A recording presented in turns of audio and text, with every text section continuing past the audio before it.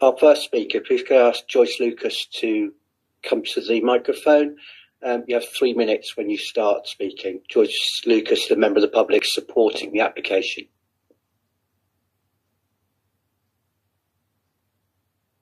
That's okay, your own time. Thank you, Chairman and members, for giving me the opportunity to speak on the proposed erection of the statue. I speak as a member of the public and a royalist. By way of introduction, I'm co-founder of Oakham Bloom, Bowman of Rutland, I believe it or not, Walking for Health group. Consequently, I know a lot of people, and a lot of people know me. For the last 12 weeks, I've been asking the public what they think of the idea of a statue to the late Queen. Many residents, and some from other parishes, including Uppingham, Cottesmore, Whissendine and Langham, members of my church, Northgate Methodist Church, 2 past officers of the Rutland County Council, and visitors from Harrogate, Durham, Leicester, Cheshire and North Wales, to name but a few. I spoke to many people over the weeks and to a wide age range. All the visitors said they would return to see the statue, therefore giving more trade to the local economy.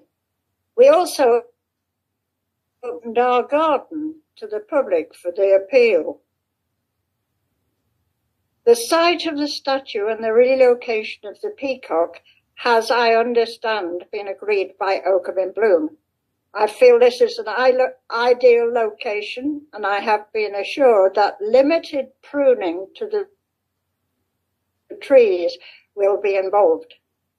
The old apple tree, which is part of the kitchen garden for Catmus House and Arboretum, will be protected. My investigations over the past few weeks, there have been positive response with only 2 objections. This is the first statue to the Queen to be erected in the country, and has certainly put our small county on the map.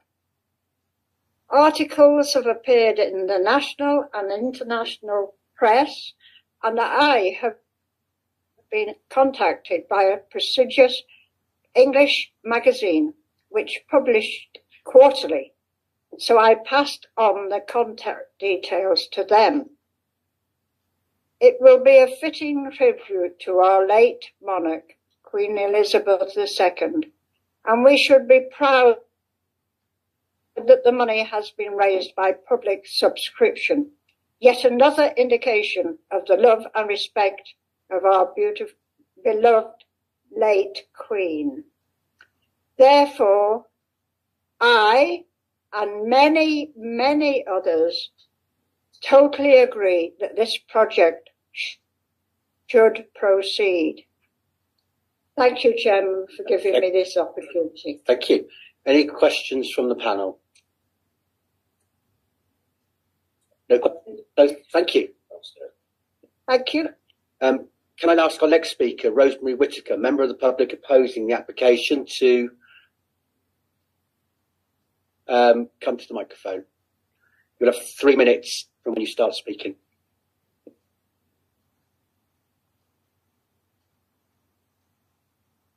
Thank you for allowing me to speak. This is a very confusing planning application. Firstly, because the purpose of the structure is not clear. It's either an attraction that will bring lots of people to spend money into the town centre and where children are going to play with metal corgis, or it'll be a place for quiet contemplation. At different times, the applicant has described it in both ways, but surely it has to be one or the other. Before you can take a decision on a planning application, surely you need to know what the intended purpose of the structure is. So the design and access statement, which you've got, says it's going to be a tourist attraction, and Joyce Lucas thinks that people are going to come from Harrogate and North Wales and lots of other places. So your officer's report says there are no highway implications because the statue is set back from the road. But where are all the visitors from Harrogate and North Wales going to cross the road to get to the statue? Where are they going to park when they get into Oakham? Will they not be distracted driving into Oakham, reaching an intersection thinking, oh, there's the statue? Is that not a highway safety issue? But there are no details in the application about how pedestrians or motorists will be managed safely. There's also no details about signage to the statue or at the statue.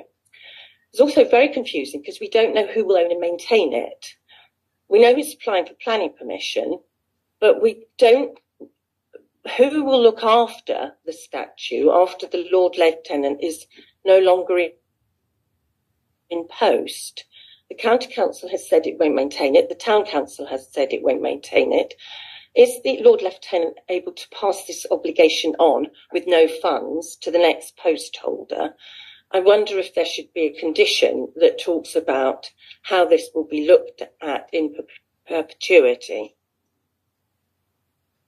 So the objections I had to the original proposal do remain, even though it's on a new site. It will be a distraction to motorists at a busy road junction. It's a huge structure, and the materials in the scale are out of keeping with the green and tranquil part of our town centre. Finally, I'd like to say that to object to this structure is not to be disloyal to the memory of Her late Majesty or to the current royal family. As many of the people, and there were many who objected to this application, have said, we can mark the loss of a hard-working monarch without this ostentatious monument.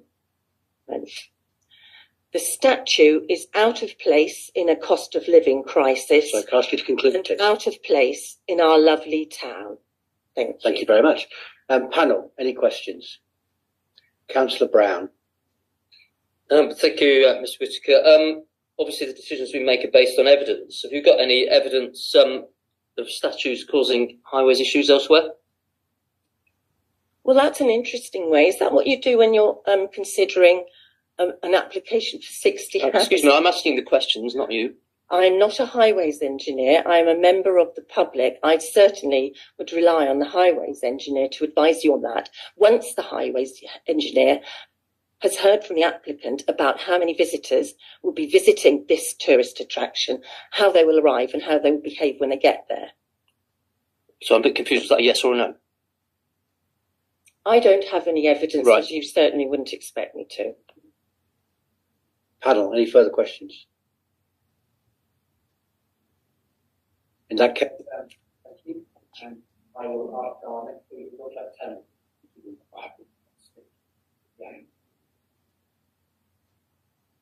Thank you, Mr. Chairman. The idea for a Rutland memorial to our late Queen was born out of the huge response in Rutland to Her Majesty's death. I was urged to form a project team to explore the possibilities of a memorial. There was no fund to finance any memorial. We decided to see if people wanted a memorial sufficiently to donate for one. They did. Depending on the level of funds, the memorial could have been a bas relief, a bust, or a larger-than-life bronze statue. Such was the generosity and speed of response that a full, large bronze is now possible. This is a tremendous testimony to Her Majesty, to Rutland, and to the project. From the beginning, we wanted this to be a Rutland statue situated prominently in our county town of Oakham. It will be the first major statue in our county. The commission and brief to the sculptor, Hywel Pratley, was to produce a dignified statue of the monarch in young middle age with corgis. The result is dignified, but it's also engaging and very beautiful. The press have followed the progress of Rutland's statue from the beginning. Indeed, it was an article in the Telegraph about our statue that first called for a national memorial, something which is only now in the very early planning stages. Rutland's statue will, if planning permission is granted, be the first planned memorial to Her late Majesty. For this alone, Rutland should be congratulated. However, it will bring real benefits too. It will put Rutland further on the tourist map. It will be a prominent landmark for Rutland, and it will attract tourist interests into our county town. It is already making national and international news. It, and Rutland with it, has been in the New York Times, the Times of India, Microsoft News. It's been reported in New Zealand, and there is a German television company making a programme about its making, and it's been widely covered in our national press. There's already been an expression of interest in visiting it from a small royalist group in Texas. Tourism brings in £141 million to Rutland each year, but most tourists concentrate upon Rutland water. Oakham, our county town, with its hidden assets of the castle, Buttercross Museum and so on, misses out. This statue will provide an attraction that will bring visitors into the town and provide opportunity for them to discover Oakham. And I believe that as a town, Oakham will benefit greatly. I urge you, as a planning committee, to give permission for the statue to be sited in Oakham on Rutland County Council land as proposed. Thank you very much. Thank you. Questions from the panel? Councillor West. Thank you.